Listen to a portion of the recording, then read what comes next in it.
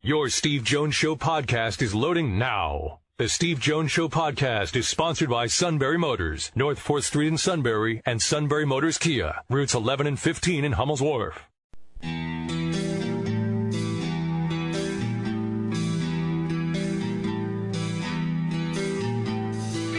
Sports talk where your voice counts. This is the Steve Jones Show on News Radio 1070 WKOK. Now, from the Sunbury Motors studio, here's Steve Jones. Sunbury Motors, 4th Street in Sunbury. Sunbury Motors Kia, routes 11 and 15 in Hummel's Wharf. Happy Tuesday, everybody. Great to have you with us on the show today. Neal Coolong in a few moments to talk about the Steelers quarterback situation. It's amazing how so much has changed over the opening few weeks of the season. But then again, that is the way it is in sports. You can go in, and it is now at the point where I always preface when I'm talking about teams that I broadcast for, I always preface going in, look, if they can stay healthy. I always say that. If they can stay healthy, this is what you think. Because you have to then start thinking to yourself, okay, how's it going to play out? We would have run here, for example, a 49ers-Browns play-by-play cut, but it was just too easy. So let's go to something that was more difficult. The Cardinals force a fifth and deciding game. Old friend John Rooney with the call on the Cardinals radio network. Now the pitch. Molina swings, and it's a high fly ball. Left field. This should win it. The catch is made by Duvall. Tagging at third. Wong comes down the line. The throw home. We're going to Game 5. Wong scores on the game-winning sacrifice fly by Yadier Molina. And in St. Louis, for Game 4 of the NLDS, it's a Redbird winner. The great Yadi Molina tied the game in the 8th inning and then won it with the sac fly in the 10th. And by the way, former State College Spike Tommy Edmond has played a huge role in this series. Wow. All right. Then they keep showing shots of the dugout. And there's Mike Schilt. And there's Ollie Marmol, who's now the bench coach. You're like, okay. You're like, I know all these guys. Yeah. So talk about a wow. Yadi Molina is now the third longest tenured Cardinal in franchise history. He was there behind the dish in 2004.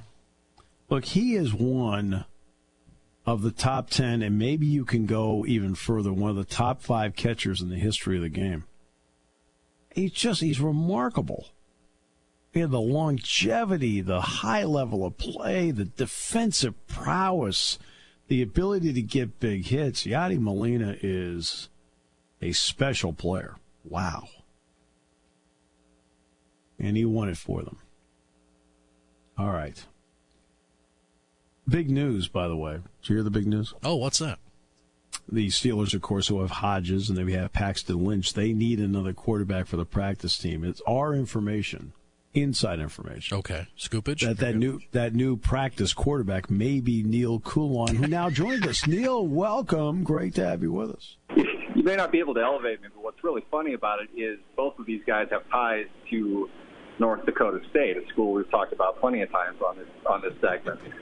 Devlin Hodges, the Steelers' presumed starter, coming this weekend against the Chargers, was the Walter Payton Award winner over NDSU's Easton Stick, who incidentally happens to be on the Chargers. Yes. And then Taryn Christian was South Dakota State's record-breaking quarterback who went up against NDSU many times. Usually lost, but he actually beat him once or twice, which is more than pretty much every other FCS quarterback can say. So, yeah, I mean, it's kind of crazy to see these guys showing up in and around Pittsburgh, in and around the NFL. It just kind of shows another year in the league and the development of a lot of the passers in this game. It's fun to see. So are you saying essentially that North Dakota State is the cradle of what we see in football today? I didn't want to go that far, but since you brought it up, yes, that's exactly what I'm saying. You should see the kid they have now. I just feel like Trey Lance is his name. Yeah. He is highly athletic. He's from southern Minnesota, and they're getting great play out of him. He might be a Walter Payton guy before it's all said and done. he's played, I think 4 or 5 games, and he's already shown high-level ability, perhaps better than anybody else that they've had. So it's definitely turning into a quarterback school. Obviously, you've got Carson Wentz leading the way. So we're excited. We're happy to see where the future's going. It is again part of my job to really build up your school. All right, so let's. How is there any update on Mason Rudolph as to how well he's doing? By all accounts, he's vertical. He's around. He's talking. I think that's a relief in and of itself. Certainly, if you saw it live. They're not giving any type of timetable as far as when they might expect him. And obviously, with that, you really kind of have to let the diagnostics do the talking. And who knows? I mean, we've seen players sustain concussions, and all the testing shows they're okay in about a week, and there are guys that takes a lot longer. So you hope for the best for him. Really dangerous, really scary situation. The fact that he was in the locker room and what appeared to be pretty good spirits says a lot about hopefully his recovery and hopefully his ability to get back on the field. So let's talk about Hodges. He was a record-breaking quarterback at Samford along the way. What did you think of his initial look? I think he availed himself well. That's about as impossible a situation as you can get. I mean, you don't game plan for that. There's not really a whole lot you can do. To say they changed anything around for him, I don't know if we got enough time to really look at him, but his numbers were oddly similar to Rudolph's when Rudolph came off the bench. So if anything, the Steelers have gotten practice in the first 5 games this year changing their starting quarterback. So hopefully it's not something you have to see too often in a season. You don't have many teams that have to start 4 quarterbacks in meaningful games. But Hodges is going to be their guy. I have absolutely no idea what they can really game plan, but you had to like his mobility. You had to like how calm he was. I felt that he read the field well in very adverse conditions. I mean, that's a pretty big game. It was competitive the whole time. So he came in, he moved him a little bit, and really he might have even performed a little bit better than Rudolph did when Rudolph first got in. So you put all that together, I mean, it's in game. The Ravens couldn't possibly have anything to prepare for with him either. So the little bit of film that they're able to put down now, I'm sure Gus Bradley, NDSU graduate, by the way, will be able to look at that and kind of figure it out for what the Chargers want to do. Will they be able to prepare for him? I mean, I think so. There's a reason he wasn't drafted. So it really is incumbent upon everybody else in the Steelers offense to figure out a way to move the ball down the field. I don't know how they're going to really be able to do it, but whatever it is, I'm sure it's not anything that we've really seen to this point. So they've got the element of surprise on their side. And no surprise, we caught that little jab you threw in there in the middle. Gus Bradley's a legend. He was there when I was there. I used to work with him. In fact, I was just a very, very extremely low-level assistant in that I basically went out and got the guys pizza and Mountain Dew for their film sessions. They told me, sit in the corner, don't say anything. That was my pay for the job that I had. But Bradley was the guy that ran the room and everything. He's a really, really nice guy and insanely smart. It's not really a surprise he got to the level that he got. Hope he gets another shot somewhere. He's a great guy. Yeah, and a lot of people think he's as a coordinator, a lot of people think he's a really good coordinator. I want to get to the receivers. What is it going to mean to this offense when the receivers decide to help their quarterback a little bit? Because I'll be honest with you, I don't think they helped Mason Rudolph at all. The drops, even one play they threw an out. I want to say it was to Johnson, and he caught it and he fumbled it out of bounds. I mean, they're not. It stayed as a catch, but even on that they couldn't hang on to the ball. Yeah, I mean they're not doing a whole lot of things to boost the offense in general. Certainly. If you're looking at a rookie quarterback starting for you, the receivers are going to have to up their game in a huge way. And I'm not just referring to the big fumble at the end. Obviously, that wasn't ideal for what they're looking for. That was a great defensive play, perhaps more than anything. But the receivers aren't winning one-on-one battles top to bottom. I mean, Juju's 2 touchdowns this season, both of them come off some type of incident, some type of mistake on the part of the defense. And it's great that he can exploit that, and you'll get that. If you're out there working hard. But the other guys really need to step up and make plays. We're just not seeing it. I'm not sure why it is that the continued fascination with Johnny Holton on vertical routes is a thing. Yeah. I think they're 0 for 5 on that in 5 games. That really kind of needs to stop.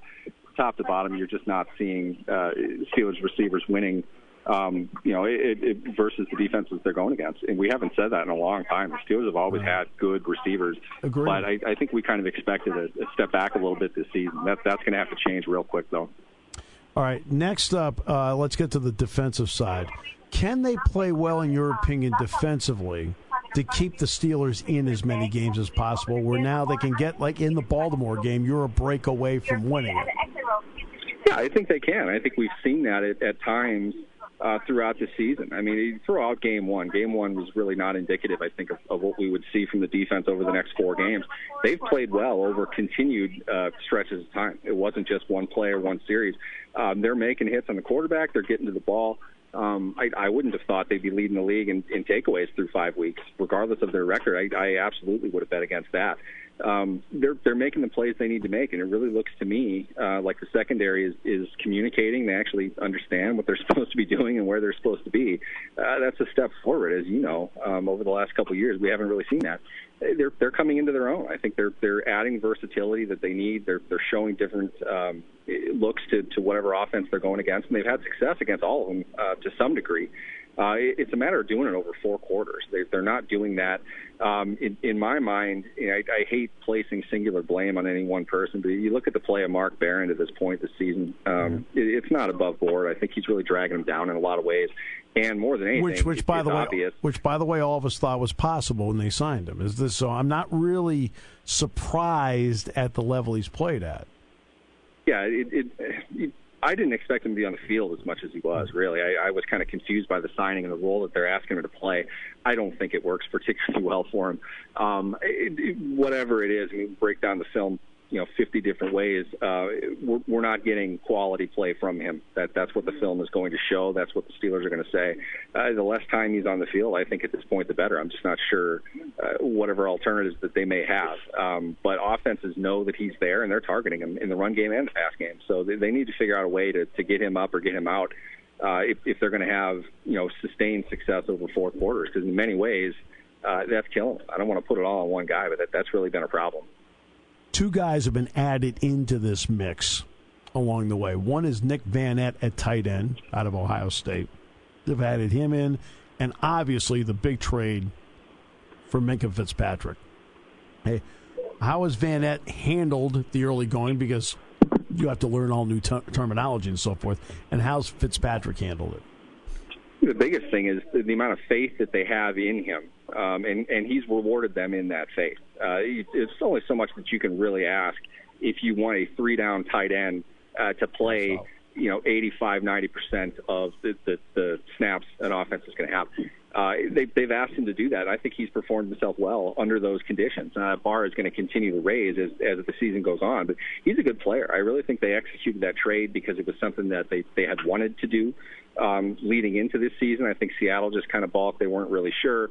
The time came up, a need for both teams to do it when they did, and then it worked. But if it wouldn't have worked out, I think the Steelers would have pursued him in free agency anyway. So I think they had an idea for how they wanted to use him, and a lot of that fits his skill. I mean, this doesn't say a whole lot, but I don't think that we've really seen a drop-off in offensive ability because of the lack of depth that they have had at tight end.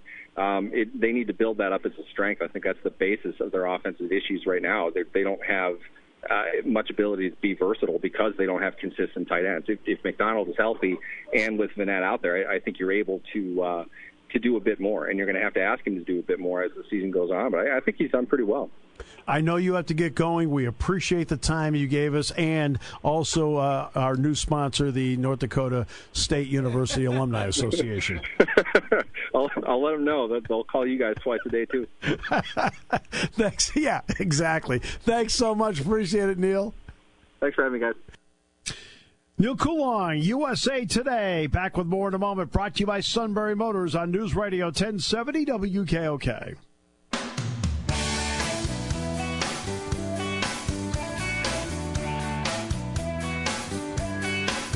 Wonderful to have you on this beautiful Tuesday. Here on News Radio 1070 WKOK. And the high school game will be here on Friday night. It'll be Shikellamy and Holy Redeemer at Berwick. And then I'm off to Iowa City with Jack Ham, Matt McGloin, Roger Corey, and Bob Taylor for Penn State's game at Iowa. Back-to-back 7:30 starts for the Nittany Lions. Time for some prime time. And we're going to find out in the next 3 weeks exactly where this football team is. Great. I'm looking forward to finding out. If you're going to play in the Big Ten, you're going to run into stretches such as these. And when you run into this stretch, you just go out the old cliche, take it one at a time. All right, you take it one at a time. That's how you have to do it. Can't worry for a second about what's going on with next week's game. Go out and have fun with this week's game. And I think you should embrace it. I talked about this earlier today. I was on I think this one, I was on in both Omaha and East Lansing today. Yeah, I said this on one of them. Look, go out there, have fun, and embrace it. Who cares about the crowd noise? Have fun. Embrace it. And that, to me, is what you take that. It's going to be loud in practice, believe me. It's going to be ear-piercing. What's interesting is that Brent Pry, for the defense, actually will take the defense into Haluba, even on a day like this, because he talks a lot to his defense during the course of a practice. Well, there's so much noise in the offensive practice field. Every once in a while, he's got to take the defense inside so he can communicate with it. Because, look, when they're out there defensively, the Iowa fan base, like most home fan bases, settle down so their team can call signals. So you don't have to worry about the crowd noise as much.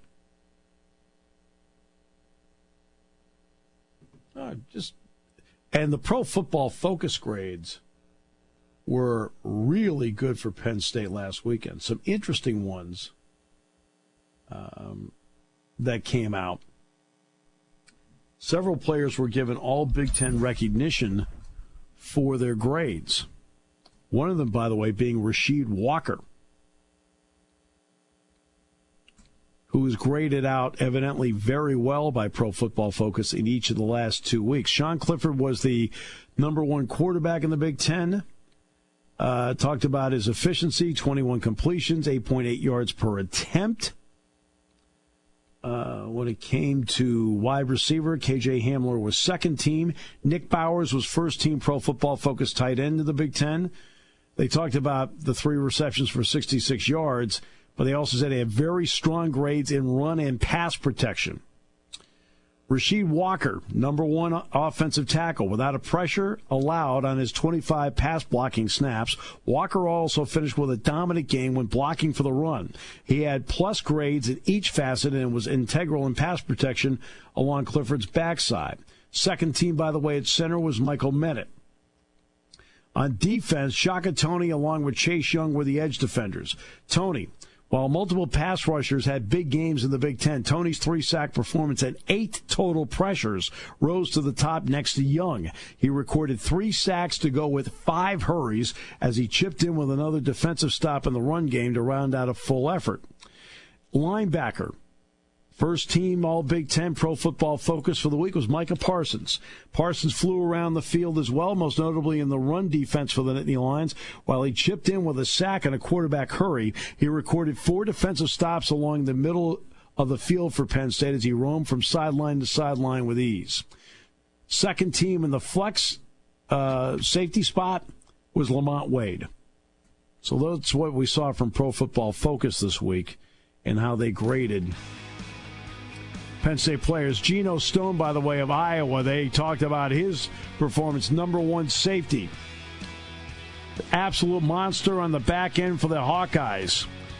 Even if they were unable to secure the victory, he recorded 4 solo tackles without a miss, 2 defensive stops, and allowed just a single catch into his primary coverage area. He picked up an interception, a pass breakup, and a 0.0 passer rating into his coverage area. Geno Stone had a pick last year, ran it back for a score. Heck of a player.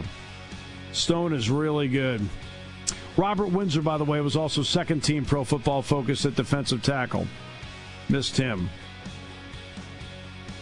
So we just like to add that in from time to time. We'll talk with Cam Miller later in the week. Tomorrow, Tony Napa's on the show. Yes, the dastardly business of money and sports, which now the suit in an interim spot is trying to figure out. Taking your calls at 800-795-9565. This is the Steve Jones Show on News Radio 1070 WKOK. Now, from the Sunbury Motors Studio, here's Steve Jones. Sunbury Motors, 4th Street in Sunbury. Sunbury Motors Kia.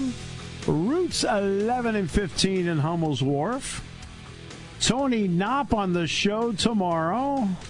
Tony, by the way, will be here next week. Tim Kelly, PhilliesNation.com. By the way, I talked last week. Jack Ham's going to join us at some point next week, too, probably on Friday. Haven't had Jack on all season. Probably the problem is that, people are just too afraid to call him. Oh, wait, no, I just looked at him and said, "You're coming on." He goes, "Good, okay." I'll buy you dinner in Iowa. You can join me next week. Good. No, we were just chit-chatting, and he said to me, he says, "Hey, I got to come on your show. I listen to it all the time." I said, "Yeah, sure. How about next week?" He goes, "Okay, great." So it actually was his idea. That's how you get it done. Yeah. Hey, lucky. All right. So the Rays will play tonight. By the way, the commissioner of baseball, did you see this? Rob Manfred, there's some lawsuit going on with Alameda County and the city of Oakland and the purchase of land to build a stadium, and there's a lawsuit. Okay. And Manfred said, look, the A's could go to Las Vegas. Okay.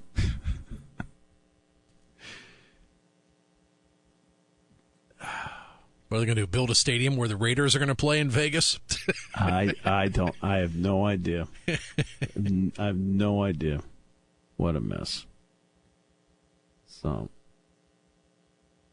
Well, that word's been used to describe the Alameda Coliseum for several years. Ironically, any place where the predominant story continues to be toilet backups is not good. No.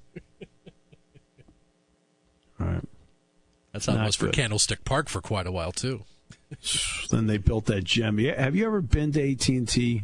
I guess I don't know what it's called now, but it's always been called AT&T Park. Oh, now where the where the Giants play? Oh, the Giants play. Yeah, that's what it's called, yes. Well, it's gorgeous. That is a great ballpark. Wow. Oh, yeah, the blast the home runs into McCovey Cove. Very cool. McCovey Cove, by the way, how big does it look on TV? It looks deceivingly big. And it is deceivingly. It is not big. I'm standing there at the Cove looking out going, it's not as big as it looks on TV. But that's fine. This little pond of water, huh? Oh, it's a little bigger than that, but it's still... Well, not like PNC Park when you got 1/3 of the confluence there out. Oh, no, you got a river. Yeah. That's a river. Sure. Come on. That's a river. One other note on this letter that was written to Jonathan Sutherland, which is, it's just disgusting. I don't understand why from 30,000 feet, people write letters to people they don't know. They just don't get it. You don't know him. You take a second to actually get to know him. He's awesome. Great guy. Gives back to the community. Terrific football player. Dean's List guy. Honors, the whole deal. All right. Antonio Shelton tweeted out an image of the letter. Okay?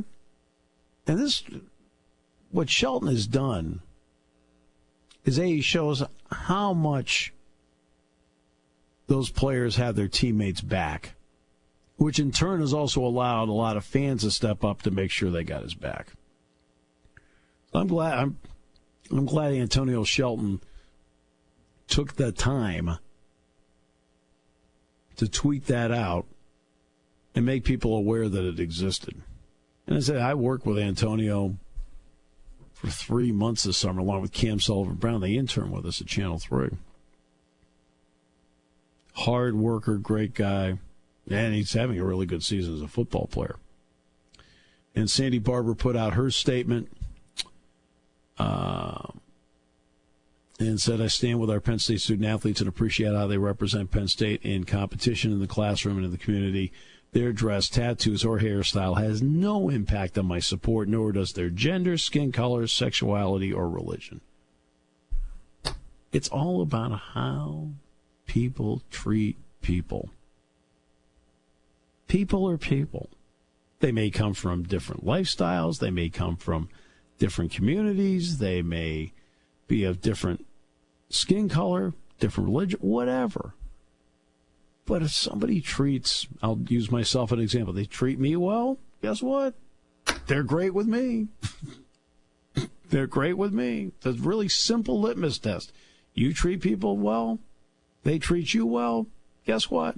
It's all good.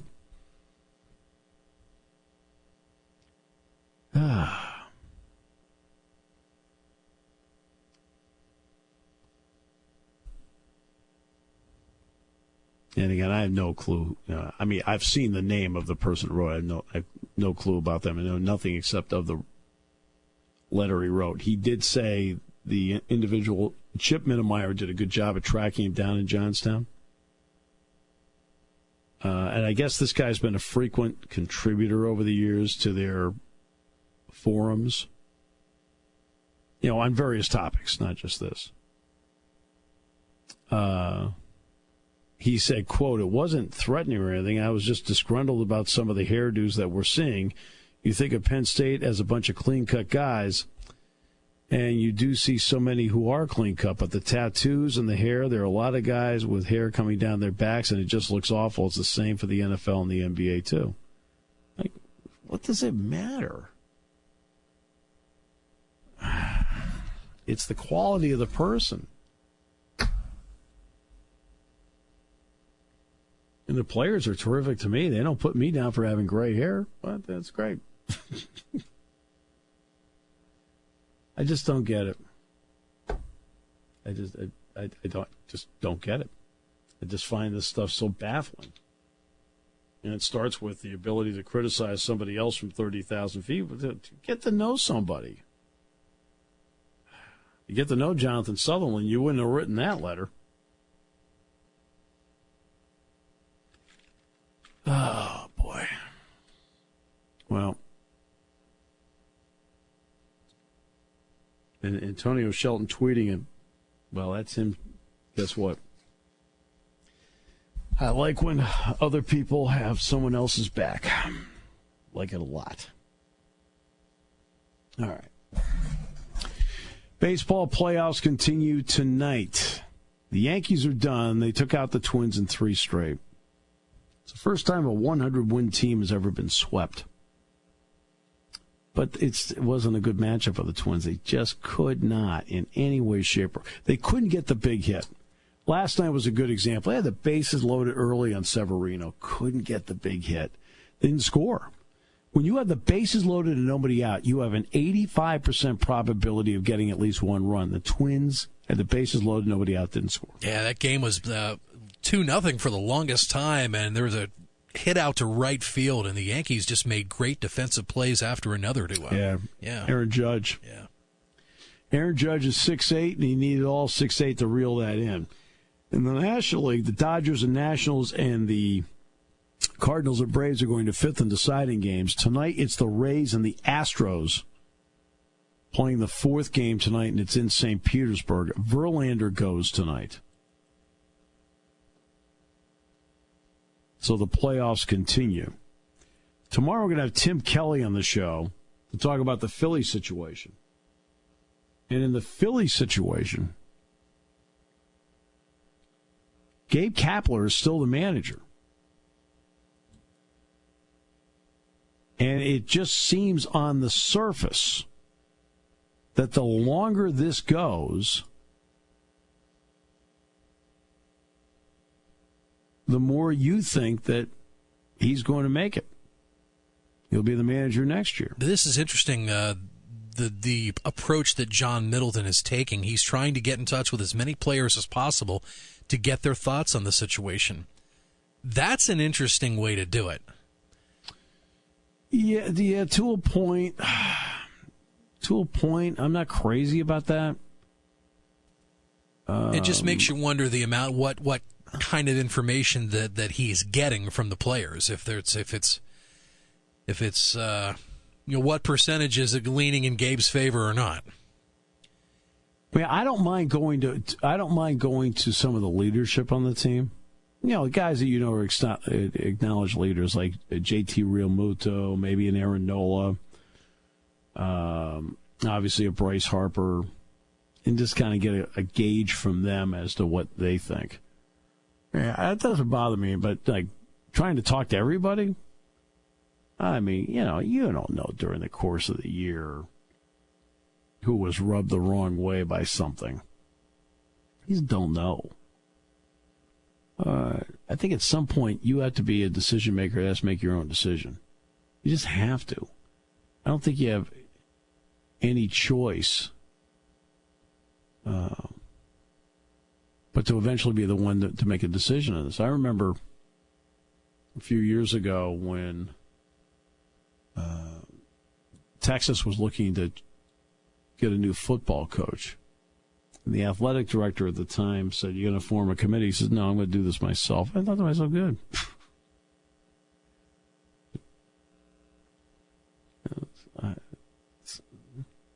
I don't mind getting as many opinions as possible. But at the same time, you want to make sure it's, quote, informed opinion. In other words, you make calls to people you trust. And I'll give just an example of that.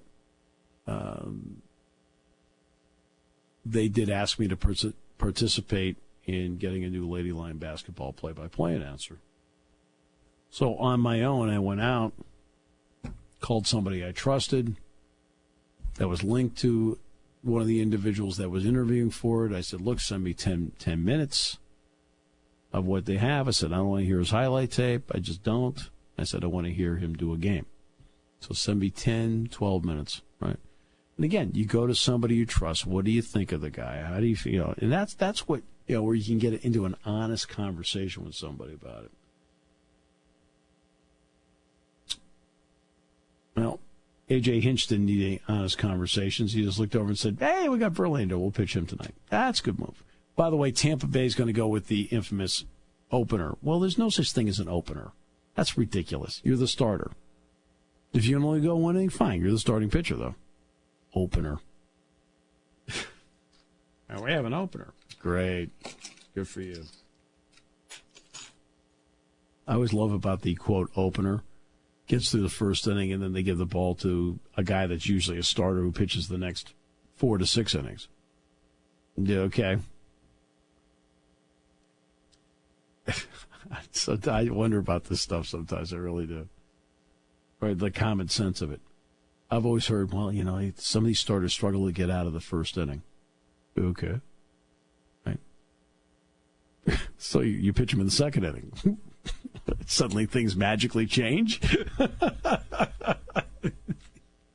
Because now he's in the second inning. He doesn't feel like he's the starter, so he's relaxed and ready to go.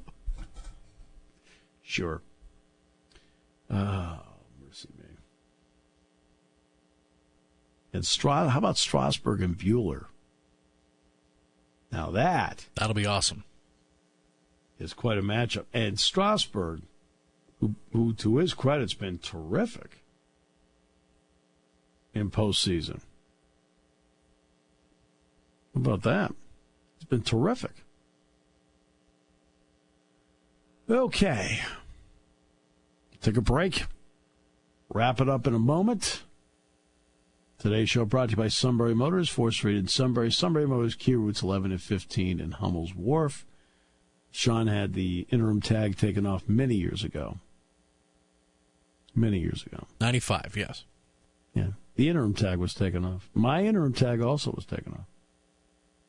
Some people continue to live with the interim tag. What can they do to possibly shake that, Sean? Got to deliver. On News Radio 1070 WKOK. Scared of visiting your local car dealer or even peeking at their website? Don't be afraid to shop at Sunbury Motors Kia. There's no scary monsters or witchcraft at SMC. They're a family-owned dealership that's been in the car business for over 100 years. Right now, hurry in for 0% financing for up to 75 months on select 2019 Kia models. Plus, save as much as $5,000 off on a 2019 Kia Sorento S, $3,400 off on a 2019 Kia Forte LXS, and save an incredible $9,600 off on a 2019 Kia Stinger GT1. The only thing scary about SMC is the traffic jam these deals will create on routes 11 and 15.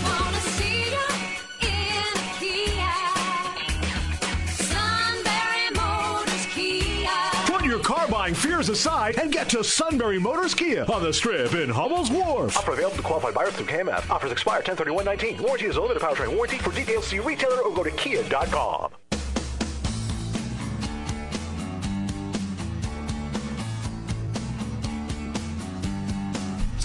By the way, Jonathan Sutherland did release a message himself, and he did so on Twitter today.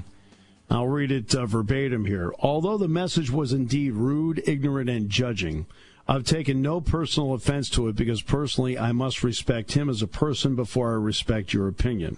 At the end of the day, without an apology needed, I forgive this individual because I'm nowhere close to being perfect, and I expect God to forgive me for all the wrong I've done in my life.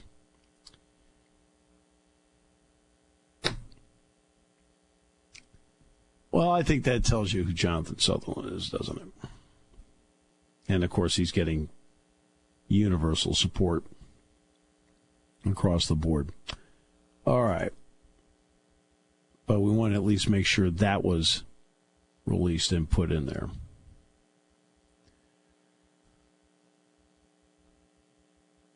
So here we are hitting the halfway mark of the season. And... oh, by the way, there was a lot of stuff about did Baker Mayfield snub Richard Sherman before the game last night. Actually, there's video that shows that he didn't. Now, look, I'm not the biggest Mayfield fan to begin with. I really feel that you need to, if you're going to swagger a little bit, you need to back it up a little bit. I don't feel like he's been backing it up. Part of that's personnel around him. Part of that's him. Part of that's the team they're playing. But just play. Just play. And last night, they got crushed. Now, he had nothing to do with the running game being stopped, but what was he, 8 of 22 last night? 8 of 22? It's not good.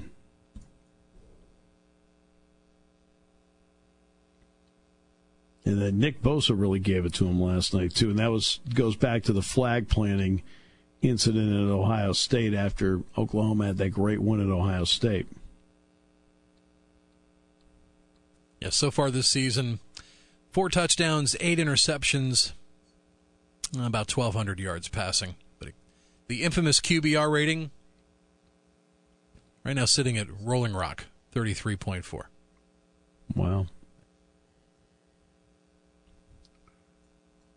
Sherman said to NFL.com, respect the game, You can have rivals, but pay your respect at that moment, especially when you're young. He hasn't learned anything in this league. How many games has he won? He's acting like he was the MVP last year. If Mahomes did that, it would be one thing, but he would never do that because he has too much respect for the game. And Mahomes, you can tell Mahomes grew up in baseball clubhouses with his dad, and you can tell Mahomes respects everybody around him and respects the game. He really does. Sherman said, and when you see a guy who doesn't, you humble him every chance you get, but because eventually he will have respect for the league or he'll be out of it.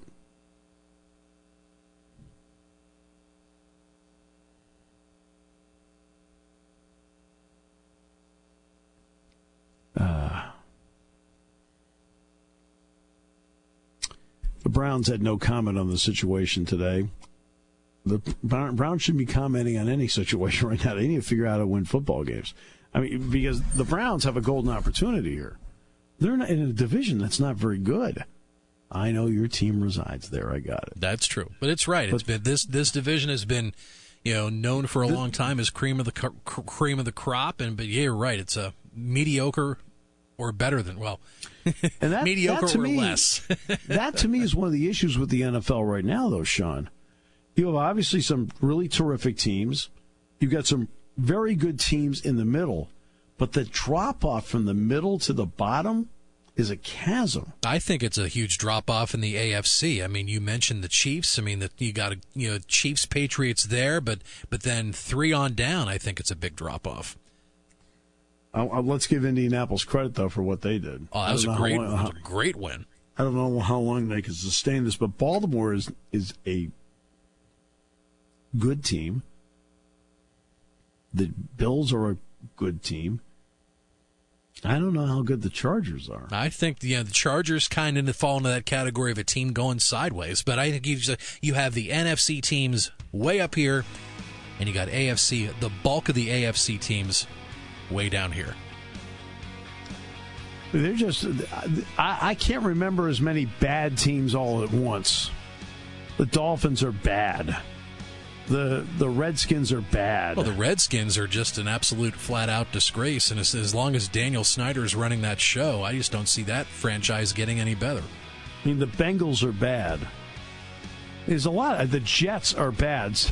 Elio's like, I was waiting for that, but they are.